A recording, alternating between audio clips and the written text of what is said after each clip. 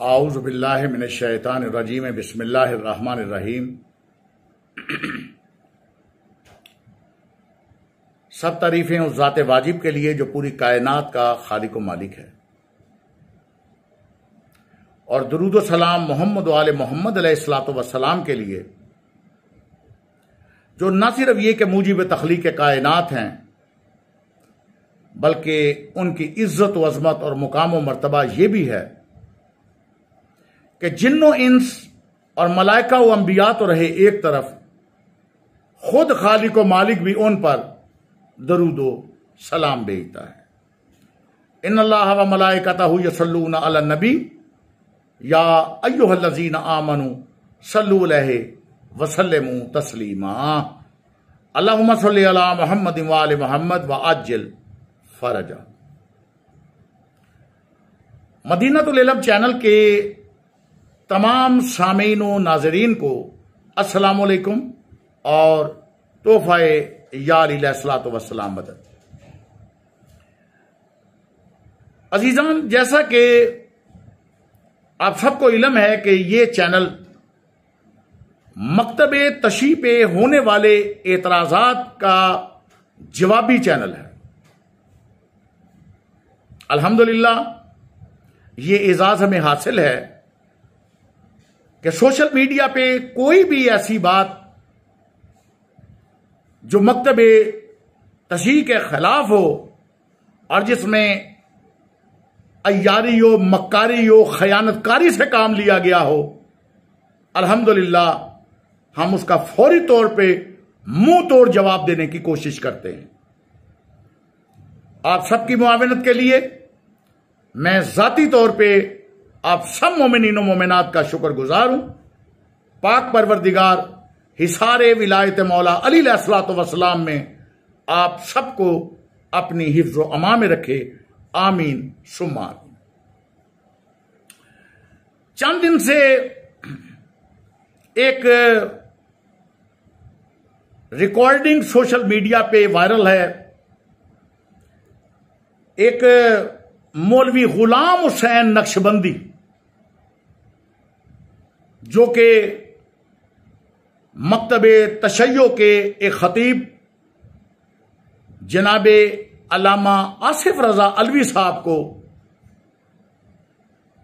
Challenge کرتا پھرتا نظر آ رہا ہے، حالانکہ اس کو جواب دیا گیا اور قوانین کے مطابق اس کو حالات حاضرہ سے آگاہی بھی دی گئی۔ جناب علامہ آصف رضا علوی صاحب کی وہ گفتگو میں نے خود سنی۔ یقیناً چونکہ وہ نقشبندی صاحب اپنی مدرسے میں اور اپنی جگہ پہ بلانا چاہتے ہیں مکتب و تشیع کے افراد کو، تو اس لیے گورنمنٹ سے اجازت لینا اور شرائط طے کرنا، شرائط پہ دستخط کرنا اور تمام سیکورٹی کی ذمہ داری انہی پہ عائد ہوتی ہے جس سے وہ فرار کر رہے ہیں۔ خیر، وہ مسئلہ تو رہا ایک طرف، آج ہی میری نظر سے ان کی ایک اور ریکارڈنگ گزری جس میں انہوں نے مکاری و عیاری سے کام لیتے ہوئے مکتب تشیع پہ ایک اور بہتان لگایا کہ مکتب تشیع کی کتابوں میں درج ہے کہ مولا علی علیہ الصلوۃ والسلام خود ارشاد فرماتے ہیں کہ میں چوتھا خلیفہ ہوں، جو مجھے چوتھا خلیفہ نہ مانے اس پر اللہ کی لعنت ہے۔ تو موصوف نے نقشبندی سلسلہ جہاں پہ جا کے منتج ہوتا ہے، یہ سب کے علم میں ہے کہ کن کی نسبی روحانی اور صلبی اولاد ہے یہ، اور کس کی زبان اپنی زبان میں لے کر یہ بول رہا ہے۔ اہل بیت کے بغض و عناد اور دشمنی میں انہیں کوئی پاس نہیں رہا۔ قبر اندھیری ہے بہت، پتہ لگ جائے گا جب تاریک اندھیری قبر میں یہ پہلی رات گزاریں گے، اسی دن پتہ چل جائے گا کہ یہ ان پیروں کے پیچھے بھاگتے رہے ہیں کہ سورہ البقرہ میں پاک پروردگار نے ارشاد فرمایا ہے کہ یہ اپنے پیروں کو کہیں گے کہ ہمارا کچھ کیجئے، اور پیر کہیں گے ہمیں تو اپنی فکر پڑی ہے، ہم تمہارا کیا کریں۔ خیر، چونکہ مکتب تشیع کے عقیدے پر یہ بہتان ہے، مکتب تشیع کی کتب کا ذکر کیا گیا اور موصوف مولوی غلام حسین نقشبندی، جس کی اس گفتگو سے بخوبی علم ہو جاتا ہے کہ وہ جاہل مطلق ہے، خیانت کاری، عیاری اور مکاری اس نے اپنے بڑوں سے سیکھی ہے۔ نہج البلاغہ کے خطبوں میں خیانت، شیعہ کتب میں خیانت، میں اپنے یوٹیوب چینل پہ اکثر یہ جوابات دے رہا ہوں، اور ان کی خیانتیں، ان کی مکاریاں، ان کی عیاریاں، ان کی چال بازیاں، ان سے میں نقاب کشائی کر رہا ہوں اور امت مسلمہ کو بتا رہا ہوں کہ علم کے در کی بجائے در بدر پھرنے والوں کے پاس علم کہاں سے آئے گا؟ جاہل مطلق ہیں یہ لوگ، انہیں بات کرنے کا سلیقہ نہیں، اور یقیناً جو اہل بیت علیہ الصلوۃ والسلام کے در سے ہی دور ہیں، ان کے اندر اخلاق کہاں سے آئے گا؟ الحمدللہ مکتب تشیع اس عقیدے کے حامل ہیں حضرات کہ پیغمبر اس کو مانا ہے جو خلق عظیم کا مالک ہے، اور امام اس کو مانا ہے جو قاتل کو بھی شربت پیش کرتا ہے۔ الحمدللہ ہمیں فخر ہے کہ ہم شیعہ اثنا عشریہ امامیہ ہیں۔ جناب آصف رضا علوی صاحب سے گفتگو، چیلنج یا مناظرہ، وہ تو بات کی بات ہے نا۔ کیا وہ کہتے ہیں کھسیانی بلی کھمبا نوچے، اپنی شہرت کے لیے سوشل میڈیا پہ اپنی ریکارڈنگ وائرل کر لینا اور مکتب تشیع کے ایک بہترین خطیب کے خلاف باتیں کرنا، صرف بدنام ہوں گے اگر تو کیا نام نہ ہوگا کہ مصداق ہو سکتا ہے، اس کے علاوہ کچھ نہیں۔ عزیزان، مولا علی علیہ الصلوۃ والسلام کے بارے میں جو مکتب تشیع کی کتب میں سے بالخصوص عیون اخبار الرضا علیہ الصلوۃ والسلام کی جلد 2 کا حوالہ دیا گیا، سے یہ پیش کرنے کی اور ثابت کرنے کی کوشش کی گئی، ناکام کوشش کی گئی کہ معاذ اللہ مولا علی علیہ الصلوۃ والسلام کو جو چوتھا خلیفہ نہ مانے اس پہ اللہ کی لعنت ہے۔ عزیزان، میں گزارش کرتا چلوں، میرا بھی ایمان ہے، ہم سب کا ایمان ہے، مکتب تشیع کا ایمان ہے اس بات پہ کہ مولا علی علیہ الصلوۃ والسلام چوتھے خلیفہ ہیں، مگر وہ خود ساختہ چوتھے خلیفہ نہیں ہیں، وہ خدا ساختہ قرآنی اور رحمانی چوتھے خلیفہ ہیں، نہ کہ خود ساختہ اجماعی و شورائی و سقیفائی چوتھے خلیفہ۔ یاد رکھیے اس بات کو، مولا علی علیہ الصلوۃ والسلام اجماع و شورا کے چوتھے خلیفہ نہیں ہیں، وہ قرآن پاک اور رب رحمان کے قرآن پاک پر جن خلفاء کا ذکر ہوا ہے ان میں سے آپ چوتھے نمبر پہ آتے ہیں، اور آپ پیغمبر اکرم صلی اللہ علیہ وآلہ وسلم کے خلیفۃ بلا فصل ہیں۔ عزیزان، میں یہاں پہ یہ بھی واضح کرتا چلوں کہ اکثر یہ غیر شیعہ ناصبین و معترضین افراد کی طرف سے یہی اعتراض بارہا اس سے پہلے بھی کیا جا چکا ہے کہ مولا علی علیہ الصلوۃ والسلام خود فرماتے ہیں کہ میں چوتھا خلیفہ ہوں، اور پھر معترض یہ اعتراض کرتے ہوئے نظر آتے ہیں جس طرح یہ موصوف جاہل مطلق نقشبندی اعتراض کر رہا ہے، جبکہ اس جملے سے پہلے کہ میں چوتھا خلیفہ ہوں اتنے مولا علی علیہ الصلوۃ والسلام کی پہلی گفتگو کی عبارت اور آخری گفتگو کی عبارت اول و آخر کو حذف کر دیا، اسے بیان نہیں کیا۔ اگر اسے بیان کرتا، مکاری و عیاری و فریب کاری اور دجلہ کاری اس جاہل مطلق نقشبندی کی امت مسلمہ کے سامنے آ جاتی، لیکن ان کا تو گزارا ہی اس بات پہ ہے، لا تقربوا الصلاۃ نماز کے قریب مت جاؤ، اور آگے آیت پڑھنی نہیں. لا الہ، کوئی اللہ نہیں ہے جب تک الا اللہ ادا نہ کیا جائے مفہوم کی سمجھ نہیں آئے گی. قل لا اسألکم علیہ علیہ اجرا، اے میرا حبیب امت مسلمہ سے کہہ دیجئے کہ اپنی نبوت کے ضمن میں کوئی اجر نہیں چاہتا. نہیں سمجھ میں آئے گی جب تک الا المودۃ فی القربى یہ پوری ادائیگی نہ کی جائے آیت مجیدہ کی. اسی طرح مولا علی علیہ السلام نے جو فرمایا انا رابع الخلفاء کہ میں چوتھا خلیفہ ہوں. موصوف نقشبندی صاحب، اگر تم میں دیانت ہوتی، صداقت ہوتی، اللہ کے بنائے ہوئے جماعت صادقین کے پیرو ہوتے، مباہلہ کی جماعت کو ماننے والے ہوتے، مولا علی علیہ السلام صدیق اکبر اور فاروق اعظم کے پیروکار ہوتے تو کبھی یہ بددیانتی نہ کرتے. صرف ایک جملہ بیان کیا اور اول و آخر سیرے مادر سمجھ کر ہضم کر گئے اور پی گئے. افسوس، قرآنی گفٹ وصول کیجئے. لعنت اللہ علی الکاذبین، جھوٹوں میں بھی اللہ کی لعنت ہے اور خائنین غاصبین پہ بھی پاک پروردگار کی لعنت ہے. سنیے پوری عبارت کیا ہے. جس کتاب کا آپ نے حوالہ دیا پوری عبارت سن لیجئے.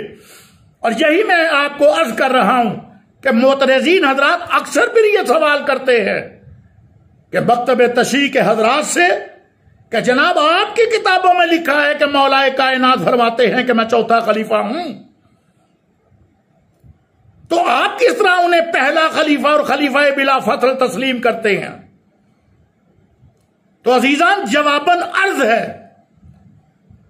کہ غیر شیعہ کا افراد کا جتنے بھی افراد ہیں بغض اہل بیت میں، اناد اہل بیت میں، دشمنی اہل بیت میں، یہ شروع سے ان کا وتیرہ رہا ہے. ان کی عادت رہی ہے کہ مکتب تشیع کی کتب کی ایسی روایات میں خیانت سے کام لیتے ہیں، جھوٹ سے کام لیتے ہیں، کذب بیانی سے کام لیتے ہیں، اور اناد و دشمنی اور بغض محمد و آل محمد علیہ السلام میں سازش کرتے ہوئے تحریر کو آگے پیچھے سے چھوڑ کر مطلب کا جملہ اور حاصل مقصد الفاظ لے کر عوام الناس کو گمراہ کرنے کے لیے کذب بیانی کرتے ہوئے ایسے سوال کرتے ہوئے نظر آتے ہیں. شیعہ نے حیدر کرار الحمدللہ ہمیشہ سے ایسے افراد کی سازشوں کو ناکام کرنے کے لیے انہیں قرآن و حدیث سے جواب لاجواب پیش کرتے چلے آ رہے ہیں اور انشاءاللہ کرتے رہیں گے. نیز مکتب تشیع کے خلاف معترضین کی یہ خیانت ان حضرات کی ایک بڑی مجبوری بھی بن چکی ہے.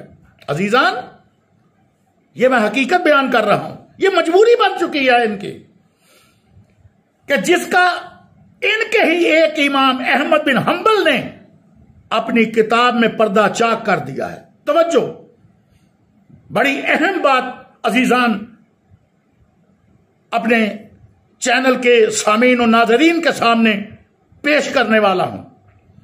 امام احمد بن حنبل اپنی کتاب میں اس بغض، اناد اور دشمنی اور اس خیانت اور مکاری و عیاری کا پردہ چاک کرتے ہیں. کس طرح؟ ملاحظہ فرما لیجئے. احمد بن حنبل جو ان کے امام ہیں وہ لکھتے ہیں اپنی کتاب میں، اگر ہمارے علماء روایات نقل کرنے میں خیانت نہ کرتے، توجہ میں پھر دوبارہ جملہ ادا کر رہا ہوں، امام احمد بن حنبل فرما رہے ہیں، اہل سنت کے امام غیر شیعہ امام احمد بن حنبل وہ اپنی کتاب میں لکھتے ہیں، کیا فرماتے ہیں؟ فرماتے ہیں کہ اگر ہمارے علماء روایات نقل کرنے میں خیانت نہ کرتے تو سارے لوگ شیعہ ہو جاتے. سمجھ میں آئی بات؟ اہم بات اور اہم نتیجہ سامعین و ناظرین میں نے آپ کے سامنے پیش کر دیا. حدیث کا سکین، کتاب کا صفحے کا سکین پیج میں انشاءاللہ اپنی اس ریکارڈنگ کے کامنٹس میں درج کر دوں گا، تاکہ جنہوں نے دیکھنا ہے وہ دیکھ بھی لیں، وہ چیک بھی کر لیں۔ اور یہ الحل و معرفت الرجال امام احمد بن حنبل کی کتاب، جلد نمبر 3، صفحہ نمبر 354 اور 355، اور حدیث نمبر 5569، 5569 اور 5570، یہ دو روایات نقل کر رہے ہیں امام احمد بن حنبل کہ اگر ہمارے علماء روایتیں لکھنے میں خیانت نہ کرتے تو ساری کائنات پھر شیعان محمد و آل محمد علیہ الصلوۃ والسلام بن جاتی۔ حوالہ میں نے دے دیا ہے، اور کتاب کا پیج، اس کی پک میں کامنٹ میں بھی لگا رہا ہوں۔ جس کو ضرورت ہو وہ کامنٹ میں سے وہ پیج اور کتاب کے پیج کو نقل کر لے، کاپی کر لے، ملا لے اصل کتاب سے۔ کسی کو چاہیے ہو اصل کتاب مجھے کہے، ویڈیو ریکارڈنگ اس کی کر کے بھیج دوں گا۔ مومنین اکرام، جب امام احمد بن حنبل اتنے بڑے امام، وہ فرماتے ہیں کہ روایات میں خیانت کرنا ہمارے علماء کی مجبوری ہے، ورنہ کوئی بھی محمد و آل محمد علیہ الصلوۃ والسلام کی جماعت سے الگ نہ ہو، سب شیعان محمد و آل محمد علیہ الصلوۃ والسلام بن جائیں۔ تو اب آپ کے علم میں آیا کہ زیر نظر روایت جو مولا علی علیہ الصلوۃ والسلام سے منسوب کی گئی کہ میں چوتھا خلیفہ ہوں، یہ روایت بھی ایک ایسی ہی روایت ہے جس میں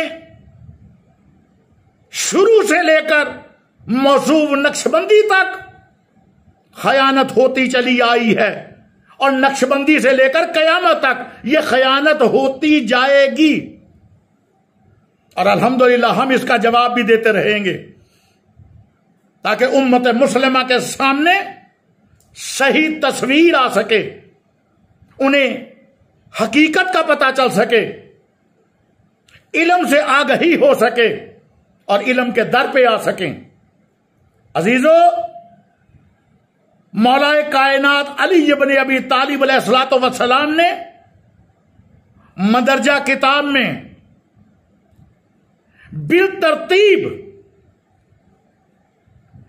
مخصوص افراد جن کا نقش بندی کے ذہن میں ہے، اجماعیوں، ثقیفائیوں، شورائی خلفاء کے نام مولا علی علیہ الصلوۃ والسلام نے اگر ان مخصوص افراد کا نام لے کر اور پھر فرمایا ہو کہ میں ان کے بعد چوتھا خلیفہ ہوں، اور اس ترتیب سے اجماعی خلفاء میں جو مجھے چوتھا خلیفہ نہ مانے اس پر اللہ کی لعنت ہے، پوری کائنات کو چیلنج ہے، نقش بندی سمیت اپنے پیو دادوں کو قبروں سے اکھاڑ کے لے آئے اور ثابت کرے کہ مولا علی علیہ الصلوۃ والسلام نے ثقیفائی خلفاء کا نام لے کر اپنے آپ کو چوتھا خلیفہ یہ کہا ہو، یہ فرمایا ہو، منہ مانگا انعام دوں گا، علمی داد بھی دوں گا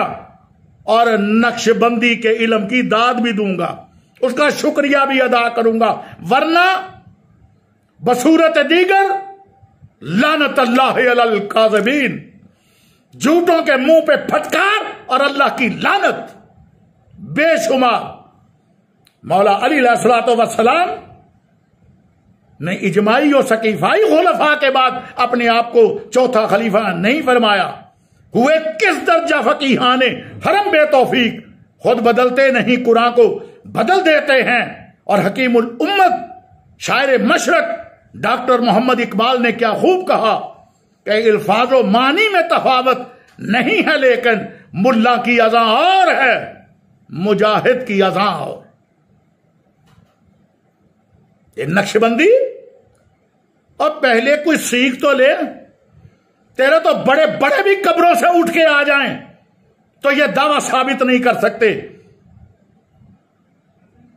کہ مولا علی علیہ السلام نے 3 اجماعی و ثقیفائی و شورائی خلفاء کے نام لینے کے بعد اپنے آپ کو چوتھا خلیفہ قرار دیا ہو.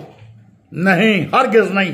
اگر ہے تو ہمت کیجیے اور ثابت کیجیے، ورنہ بار بار عرض کر رہا ہوں، خائنین پہ اللہ کی لعنت، جھوٹوں پہ اللہ کی لعنت، غاصبوں پہ اللہ کی لعنت، کذب بیانی کرنے والوں پہ اللہ کی لعنت. در حقیقت عزیزان، آپ کے علم کے لیے آگاہی دے رہا ہوں، در حقیقت اس روایت میں مولا کائنات حیدر کرار علی ابن ابی طالب علیہ السلام نے اجماعی و شورائی و ثقیفائی خلافت کی بجائے منصوص من اللہ قرآنی اور رحمانی خلفاء کا بالترتیب ذکر فرمایا ہے. اور قرآن میں جن خلفاء کی خلافت کا ذکر ہے، مولا کائنات نے ان 3 خلفاء کے بعد اپنے آپ کو چوتھا خلیفہ فرمایا کہ میں اس ترتیب کے ساتھ، ابھی آگے آ رہی ہے کہ وہ ترتیب کیا ہے، کہ میں چوتھا خلیفہ ہوں. اس ترتیب سے جو مجھے چوتھا خلیفہ نہ مانے اس پر اللہ کی لعنت ہے. یہاں پہ قرآنی اور رحمانی خلفاء کا ذکر ہے، خدا ساختہ خلفاء کا ذکر ہے. خود ساختہ خلفاء کا ذکر نہیں ہے، ان خلفاء کا ذکر نہیں ہے کہ جن کو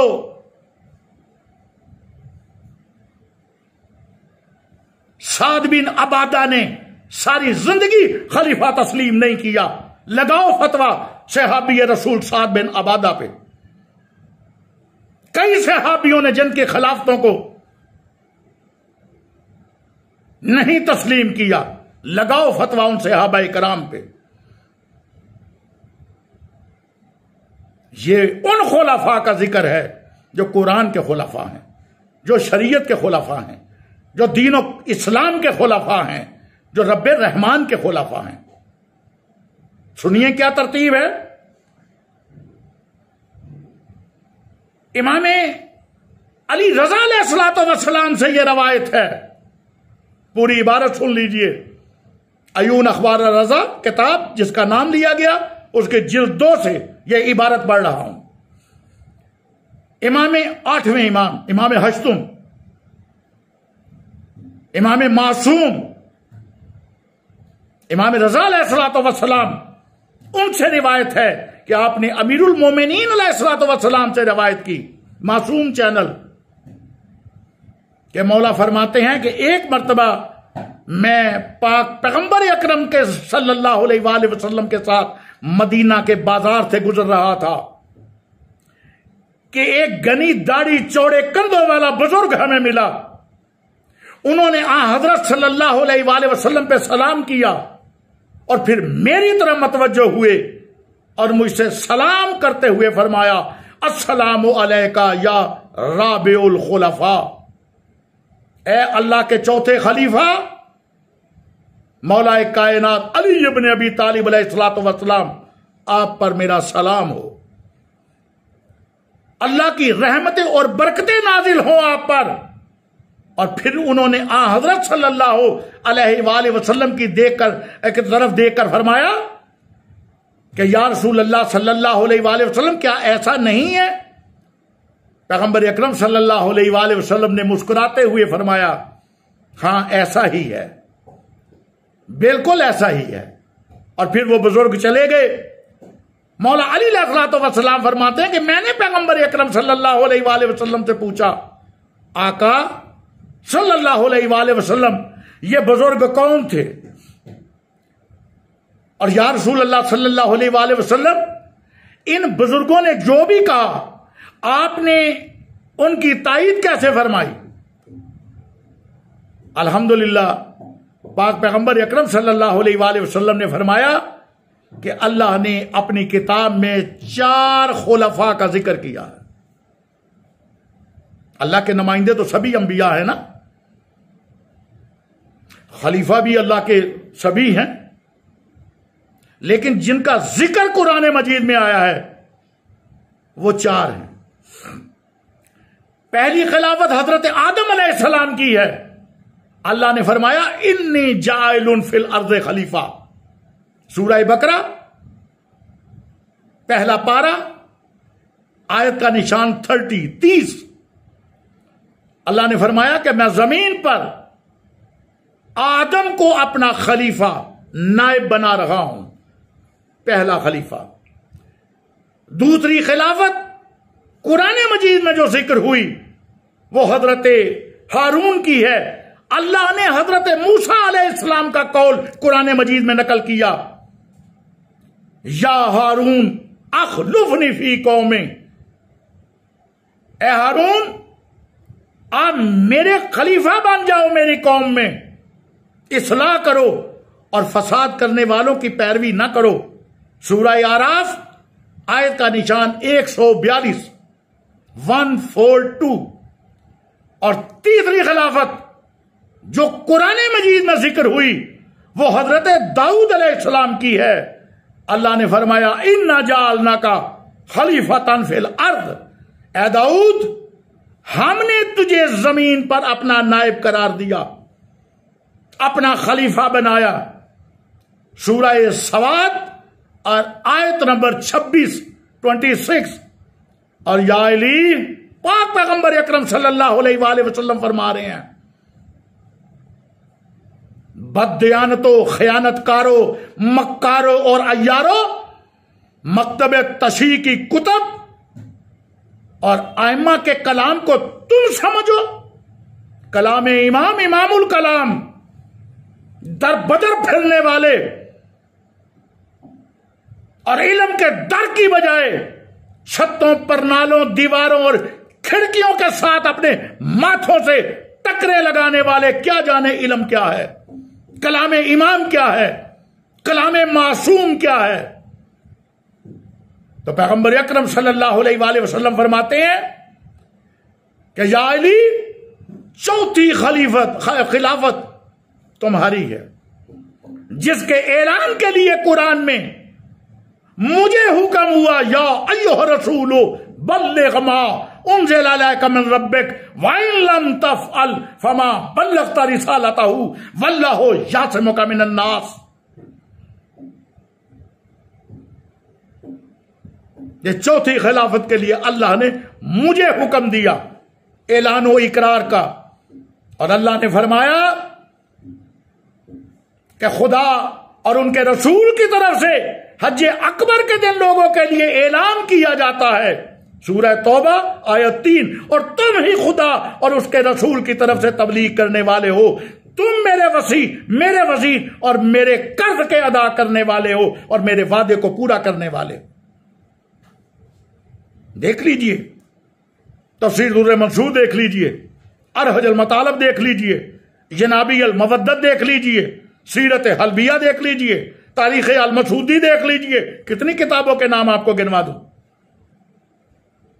اور پیغمبر اکرم صلی اللہ علیہ وآلہ وسلم نے فرمایا کہ یا علی تمہیں مجھ سے وہی نسبت ہے جو موسیٰ کو ہارون سے تھی، مگر میرے بعد کوئی نبی نہیں ہے جیسا اس بزرگ نے تمہیں سلام کیا۔ کیا تمہیں معلوم ہے کہ وہ بزرگ کون تھے؟ میں نے عرض کیا نہیں یا رسول اللہ۔ تو آپ نے فرمایا یا علی وہ تمہارے بھائی حضرت خضر تھے۔ اس کے بعد مولا کائنات اکثر یہ فرمایا کرتے تھے کہ میں خدا کا بنایا ہوا چوتھا خلیفہ ہوں۔ عزیزان، نشست کو تمام کرتے ہوئے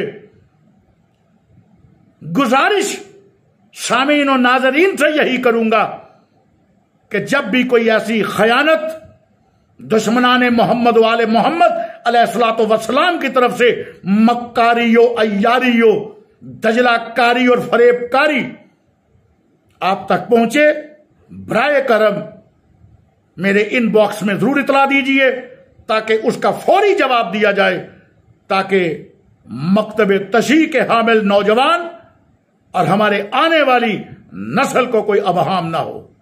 واما علینا الا البلاغ۔